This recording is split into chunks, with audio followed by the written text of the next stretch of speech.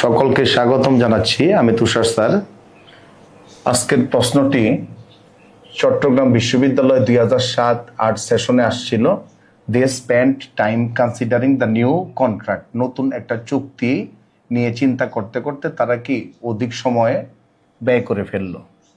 এক্ষেত্রে আমাদের 4টা অপশন দেওয়া আছে। এই শূন্যস্থানের মধ্যে 4টার যে কোনো একটা বসাতে হবে। একটা হচ্ছে ভেরি, এই ভেরিটা এরকম হবে VRY। আচ্ছা, যাই হোক, এখন আমাদের কাছে ভেরি আছে, টু আছে, টু মেনি আছে, টু মাচ আছে। এই 4টা অপশনের কোনটা হবে? এখানে এই ভেরি হচ্ছে অ্যাডভার্ব, স্বাভাবিকভাবে এটাকে আমরা অ্যাডভার্ব ধরি। এবং মেনি, মেনি হচ্ছে মেনি এবং মাচ, এইটা কাউন্টেবলের ক্ষেত্রে ব্যবহার করা হয়। কাউন্টেবল, এটা হচ্ছে আনকাউন্টেবল, গণনা অযোগ্য যদি হয়। আনকাউন্টেবলের ক্ষেত্রে ব্যবহার করা হয়। এই দুইটাই কিন্তু ডিটারমিনার। ডিটারমিনার তার মানে ডিটারমিনার হচ্ছে যা নাউনের আগে বসে, নাউনকে সূচিত করে, সেটাকে ডিটারমিনার বলে।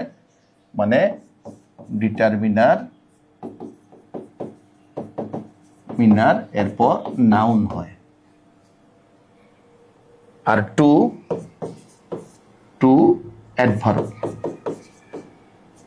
ইন্টেন্সিটি বোঝানোর জন্য আমরা টু ব্যবহার করি, ইন্টেন্সিফায়ার অথবা কোয়ালিফায়ার বলে। এখন এখানে টাইম হচ্ছে নাউন, নাউনের আগে অ্যাডভার্ব না, নাউনের আগে অ্যাডজেক্টিভ হবে, অ্যাডভার্ব তো হবে না। ক্রস, এটাও অ্যাডভার্ব, এটাও হবে না। এখন আমাদের কাছে নাউনের আগে বসানো যায় দুইটা ডিটারমিনার আছে, একটা হচ্ছে মাচ, একটা কি মেনি। টাইম আনকাউন্টেবল, গণনা অযোগ্য, সুতরাং এখানে কাউন্টেবলের মেনি এটা বসানো যাবে না, উত্তর হবে টু মাচ। আমরা উত্তরটা দেখব।